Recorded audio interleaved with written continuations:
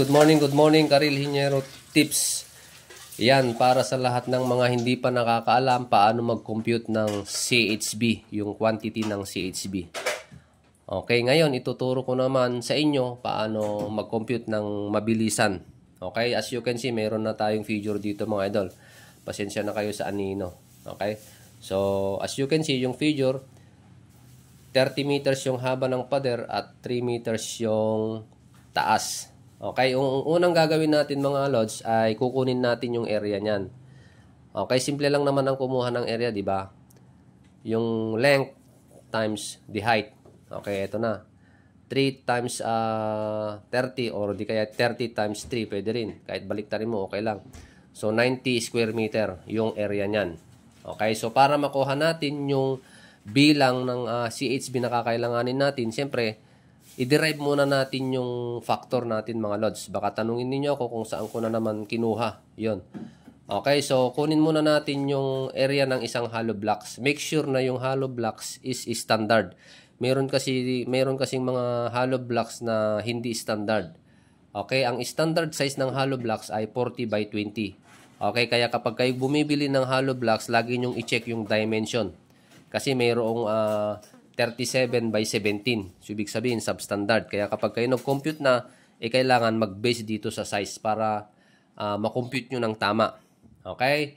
Yun yung importante doon mga lods. Okay? Kunin natin yung area ng isang hollow block. So, ang nakuha natin is 0.08 square meter. So, tignan natin kung ilan ang papasok sa isang square meter. For example, ito yung isang square meter. Ito. Okay? 1 meter by 1 meter. Okay, so titignan natin kung ilan yung papasok dito. Okay? So simple lang din naman mga lods, kuha lang tayo ng 1 square meter, divide natin yung area ng isang hollow blocks para makuha natin kung ilang piraso ang papasok sa isang square meter. So 1 square meter divided by 0.08 square meter yung area ng isang hollow blocks. Ang lalabas doon is 12.5 pieces per square meter ang papasok sa kada isang square meter. Okay, dito. Ngayon, magagamit na natin to mga lods. Etong 12.5 pieces na yan. Okay, 12.5 pieces. So, punta na tayo dito sa kabila. Yung area kanina nakuha natin, 90 square meter, i-multiply lang natin dito sa factor na to. Etong na-derive nating factor. Okay, so, area times the factor na 12.5. Ito, ang lumabas na quantity mga idol is 1,125 pieces na hollow blocks. Okay, so hindi tayo nagtatapos dyan. Siyempre, maglalagay tayo ng 5% na wastage.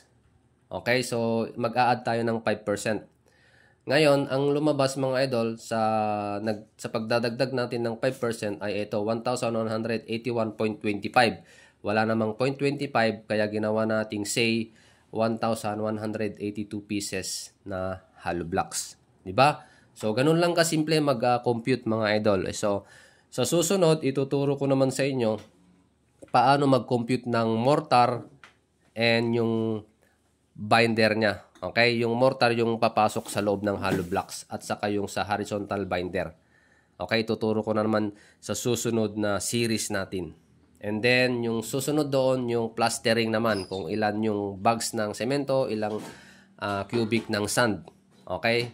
So, hanggang dito na lang mga lods. Sana meron kayong natutunan.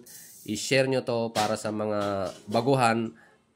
Magkaroon din sila ng idea. Okay? So, maraming salamat po.